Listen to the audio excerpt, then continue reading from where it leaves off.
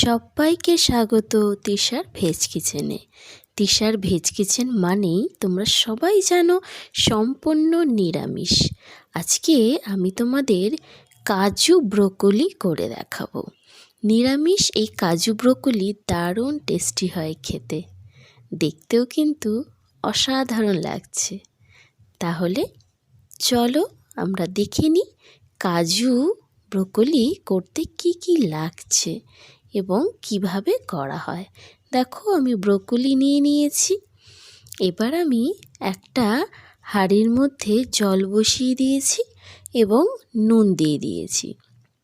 আমি এখানে তোমাদের একটু বলে রাখি, তোমরা কিন্তু চাইলে এখানে শুধু ব্রোকলি রান্না করতে পারো, আর আমি এখানে কিন্তু আলু দিয়ে করব, তাই আমি আলুগুলো প্রথম সেদ্ধ করে নেব।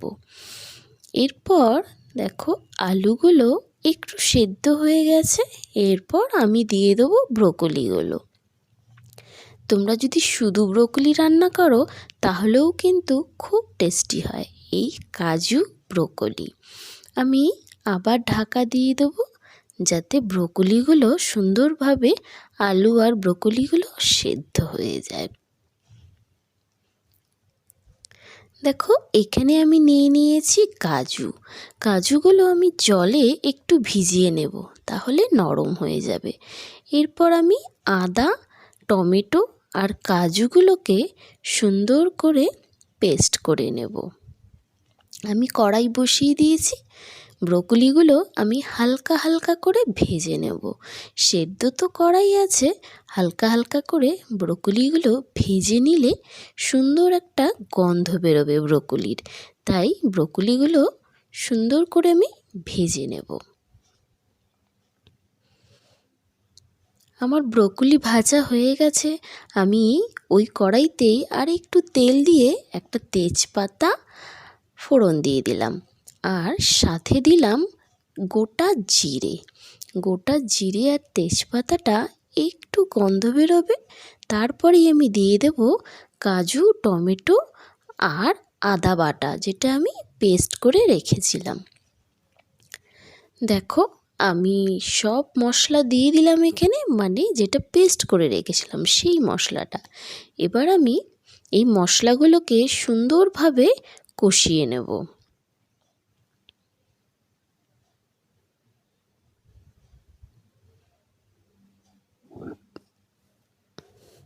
দেখো এখানে কিন্তু মশলাগুলো আমার সুন্দরভাবে কষানো হয়ে গেছে। আমি দিয়ে দিলাম লবণ পরিমাণ মতো, দিয়ে দেব হলুদের গুঁড়ো। এরপর আমি দিয়ে দেবো এখানে লঙ্কার গুঁড়ো। যে যেরম ঝাল খাবে সেই অনুযায়ী তোমরা এখানে লঙ্কা দেবে। এরপর দিয়ে দেবো আমি এখানে জিরের গুঁড়ো। তারপর আমি দেবো এখানে ধনের গুঁড়ো, মানে জিরে ধনে এগুলো কিন্তু মশলার মধ্যে দিতেই হবে তোমাদের। এরপর আমি দিয়ে দেবো এখানে একটু চিনি কিন্তু রান্নাতে তোমাদের আগেই বলেছি খুব সুন্দর কিন্তু টেস্টের ব্যালেন্স আনে। দেখো এই মশলাগুলো আমি সব কিছু একসাথে একটু কষিয়ে নেব। দেখো আমার এখানে কষানো হয়ে গেছে। আমি এখানে সামান্য একটু জল দিয়ে আর একটু কষাবো, কারণ যাতে মশলাটা পুড়ে না যায়। দেখো এখানে কিন্তু আমার তেল উঠে গেছে, তার মানে মশলাটা কিন্তু আমার সুন্দরভাবে এখানে কষানো হয়ে গেছে। এরপর আমি এখানে দিয়ে দেব মটরশুঁটি। তোমরা কিন্তু চাইলে মটরশুঁটি দিতেও পারো, আবার নাও দিতে পারো। আমার ভালো লাগে তাই আমি এখানে মটরশুঁটি দিলাম। এরপর আমি যেই আলুগুলোকে সেদ্ধ করে রেখেছিলাম সেই আলুগুলোকে আমি সব দিয়ে দেবো।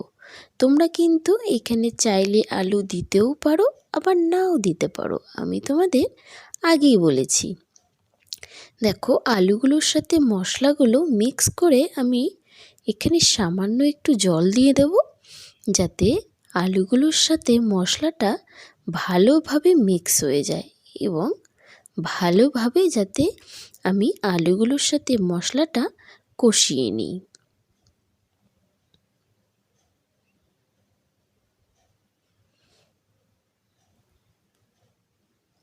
দেখো এখানে কিন্তু আমার মশলাটা কষানো হয়ে গেছে আলুর সাথে।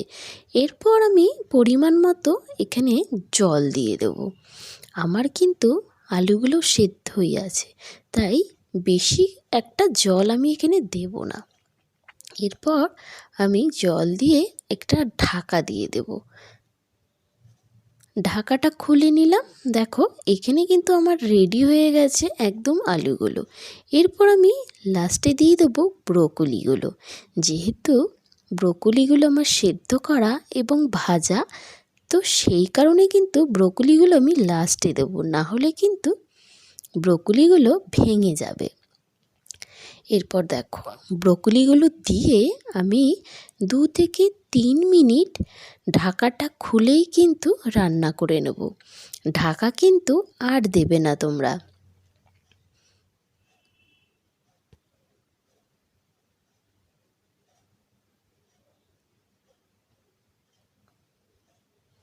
দেখো খুব সুন্দর লাগছে, ব্রোকলির সাথে আলুগুলো মিক্স করে নিয়েছি আমি। এরপর আমি দিয়ে দেবো ওপর থেকে গরম মশলা। রেডি হয়ে গেল কিন্তু আমার কাজু ব্রোকলি। তাহলে তোমাদের কেমন লাগলো এই কাজু ব্রোকলি? লাস্টে গরম মশলা দিয়ে আমি নামিয়ে নেব। তাহলে বন্ধুরা, তোমাদের যদি ভালো লাগে তাহলে কিন্তু অবশ্যই লাইক করো, কমেন্ট করো। আর যারা সাবস্ক্রাইব করোনি তারা কিন্তু অবশ্যই সাবস্ক্রাইব করে দিও। আমার সাথে থেকো, আমার পাশে থেকো। নতুন নতুন আরও অনেক ভিডিও নিয়ে আমি আসতে চলেছি তোমাদের কাছে। আজকের জন্য এইটুকুই। অন্য ভিডিওতে খুব তাড়াতাড়ি দেখা হচ্ছে। Tata, bye bye.